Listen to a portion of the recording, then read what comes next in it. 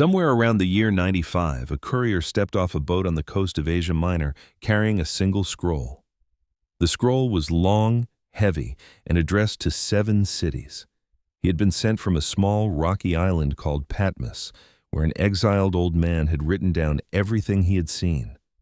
The courier's route was already mapped for him. It was a postal circuit that ran clockwise through the Roman province of Asia, roughly 500 kilometers of road, temple, harbor, and city. 7 stops, in a specific order, for reasons nobody in the modern church seems to talk about. Each city had a church, and each church had a letter waiting for it inside that one scroll. Each letter was not a general sermon dropped into the region from above. Every letter was engineered for the specific city that received it, its economy, its cult, its history, its pride, its wound. The man who wrote it was named John, and he was not inventing these cities in his head. He had walked them. He knew the altar on the Acropolis, the dye shops in the Guild Quarter, the aqueducts arriving lukewarm into Laodicea. And the order of the 7 is not random either. It is the order the courier actually walked, the physical sequence any messenger leaving the coast would have followed. That matters for how the scroll was meant to be read. A believer hearing this letter in Ephesus was not going to stop listening when his own city's section ended. He was going to hear all 7. The first city on that road was the largest port in the province, and its letter opens with a warning nobody expected. Ephesus. Picture the massive Temple of Artemis at dawn, one of the 7 wonders of the ancient world, and a small house church meeting in its shadow. Ephesus was commended for doctrinal precision and rebuked for something most churches would call a virtue. The city had a population of around 250,000, making it the economic capital of Asia and the headquarters of the Artemis cult. Paul had spent 3 years planting and pastoring this church, according to Acts 19. By the time this letter arrives decades later, the congregation is tested, orthodox, and tireless. They have exposed false apostles and refused to tolerate bad teaching. And Jesus tells them they have left their first love. Most readers hear that line and think of emotional warmth cooling down. The Greek word behind love in this letter is agape, which in first-century usage meant sacrificial action, not feeling. Ephesus had not lost a mood. Ephesus had stopped loving in the concrete sense of laying anything down for anyone outside the church walls.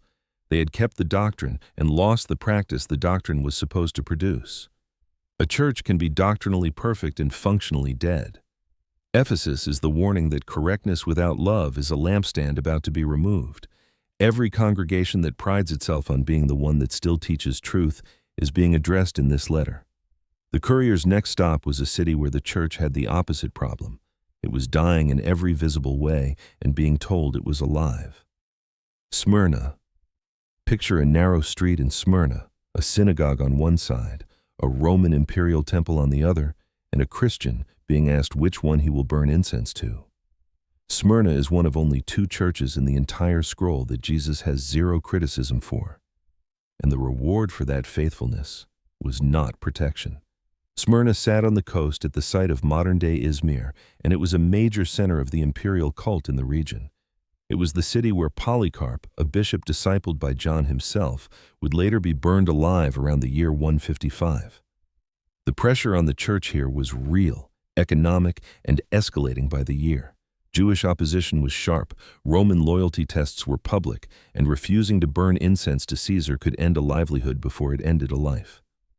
Jesus tells them they are about to suffer for 10 days, and he does not promise rescue. He promises a crown. The faithful church was sent deeper into the fire, not out of it.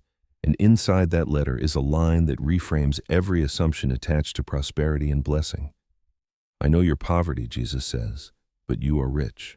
Spiritual wealth and material poverty sit side by side in this letter, and the wealth is the real one. Smyrna is the letter for any believer who has been told that suffering means they did something wrong. The next city on the road was the exact opposite of Smyrna, wealthy, influential, and sitting on top of a mountain named for Satan's throne. Pergamum. Picture the massive altar of Zeus rising out of the Acropolis, visible from every street in the city below. Jesus calls Pergamum the city where Satan's throne is, and most readers have no idea what he was physically pointing at. Pergamum was the provincial capital of Asia before Ephesus took the role, and it kept its prestige long after. It held the great altar of Zeus, the Asclepian healing cult with its live snakes and dream chambers, and the first imperial temple ever built to a Roman emperor on Asian soil. The city had a library second only to Alexandria and an economy built on religious tourism. The throne of Satan in this letter is not a metaphor about evil in general. Most scholars identify it as a specific physical object, either the altar of Zeus on the Acropolis or the imperial cult temple at its foot. Jesus is pointing at a building. Faithfulness in Pergamum was not about avoiding sin in the abstract. It was about refusing to participate in the civic religion that ran the city's economy and identity. A man named Antipas died for that refusal, and Jesus names him by name in the letter, calling him my faithful witness. Pergamum is the letter for every believer in a culture that requires public participation in something it believes about identity, allegiance, or worship. The next church was tolerating from the inside what Pergamum was only pressured by from the outside. Thyatira. Picture a dyer's workshop, vats of purple Tyrian dye steaming, and a trade guild meeting in the back room where membership required a meal inside the god's temple. Thyatira receives the longest letter of all 7 churches and the harshest internal rebuke. And that rebuke is directed at a woman by a name that is almost certainly not her actual name. Thyatira was a small commercial city famous for its trade guilds and its textile dyeing industry. Lydia, the businesswoman converted under Paul in Acts 16, was from here and sold the city's signature purple cloth. Nearly every profession in Thyatira ran through a guild, and every guild had a patron deity. Guild membership meant shared meals, and those meals were held in the temple of the guild's god. Jesus calls the teacher inside Thyatira Jezebel, which is a label, not a name. He is invoking the Old Testament queen who married Baal worship into the kingdom of Israel. The problem in Thyatira was a teacher who was making guild participation and its idol meals theologically permissible. Her argument would have been practical, even pastoral. Without the guild, you cannot feed your family, and surely God is not actually threatened by a shared dinner. The threat inside this church was not persecution, but accommodation dressed as wisdom.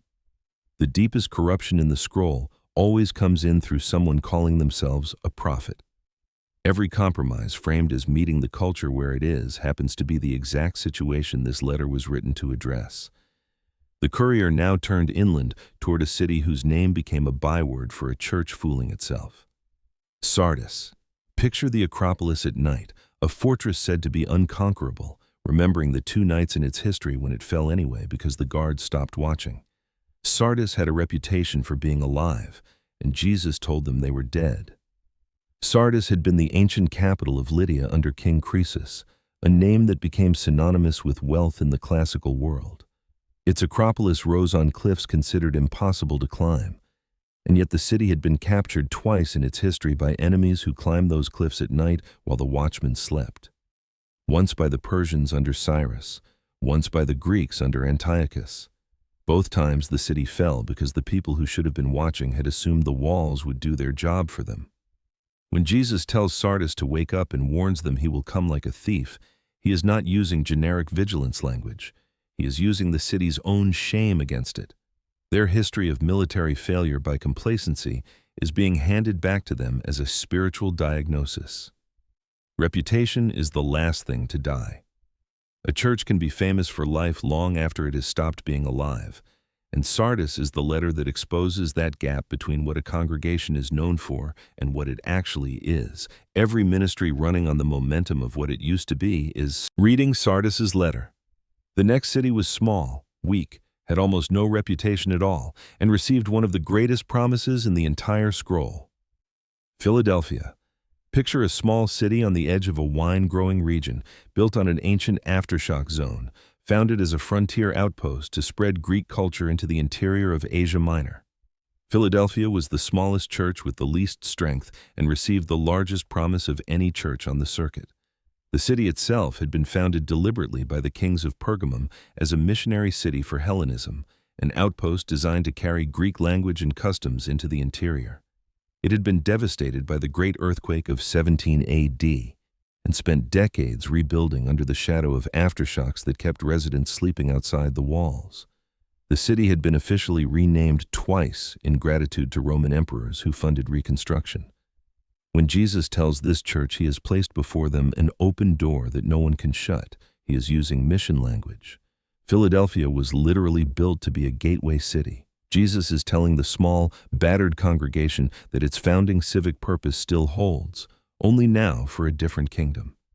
He promises them a new name and a new city, speaking to residents who had watched their own city's name change twice at imperial decree. The symbols in this letter are the city's own symbols handed back with a different meaning. Faithfulness in the scroll is not measured by size or strength. Philadelphia had little strength and kept his word, and the promise given here is larger than the promise given to any wealthier church on the road. Every small, tired, faithful congregation wondering if it matters is reading Philadelphia's letter.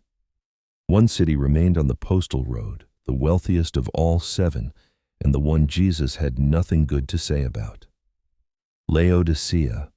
Picture 2 aqueducts arriving in Laodicea, one carrying cold mountain water from Colossae, one carrying hot medicinal water from Hierapolis, both arriving at the city lukewarm and undrinkable. The famous lukewarm rebuke is not about emotional temperature. It is the city's own water problem used as a mirror. Laodicea was the banking capital of the region, famous for a distinctive black wool industry and home to a medical school that produced a renowned eye salve used across the empire. After a devastating earthquake in 60 AD, the city refused imperial aid from Rome on the grounds that it could rebuild itself, and it did. Tacitus records the detail with something close to admiration. A city that does not need help is a city that does not think it needs anything. Every line of the Laodicean letter maps to the city's industries with surgical precision. "Buy gold from me, refined in fire," Jesus says, addressing the bankers. "White garments," he says, in the city famous for black wool. "Salve to anoint your eyes," he says, in the city of the eye doctors. He is dismantling the 3 sources of civic pride one by one. Laodicea was not tepid about God. Laodicea was self-sufficient. The lukewarm water of its aqueducts was famously useless, good for neither drinking cold nor healing hot, and that is the image Jesus picks up. Lukewarmness in this letter is spiritual self-reliance so complete that Jesus is pictured standing outside the door of his own church, knocking to be let back in. The wealthiest, most capable, most resourced congregation on the entire postal circuit is the only one he threatens to spit out. 7 churches, 7 cities, 1 scroll, and a pattern emerges only when the full circuit is read as one letter. The church in Ephesus was orthodox and loveless, and the courier kept walking. The church in Smyrna was faithful and poor and about to suffer, and the courier kept walking. The church in Pergamum held the name under imperial pressure, and the courier kept walking. The church in Thyatira tolerated a teacher who called compromise wisdom, and the courier kept walking. The church in Sardis had a reputation that outlived its actual life, and the courier kept walking. The church in Philadelphia was small and faithful and received the open door, and the courier kept walking. The church in Laodicea was wealthy and self-sufficient and did not realize Jesus was on the outside of it, and the courier finally stopped. A first-century reader in Ephesus did not read only the letter to their own church. They read all 7 because the scroll was one document delivered as one piece, meant to be heard as one sweep. The 7 letters are not 7 messages. They are one diagnostic. Together they name every possible spiritual condition a church can fall into, from the orthodox and loveless to the faithful and forgotten to the wealthy and blind. No congregation reads this scroll honestly and fails to find itself somewhere on the road. And here is the last piece most people miss.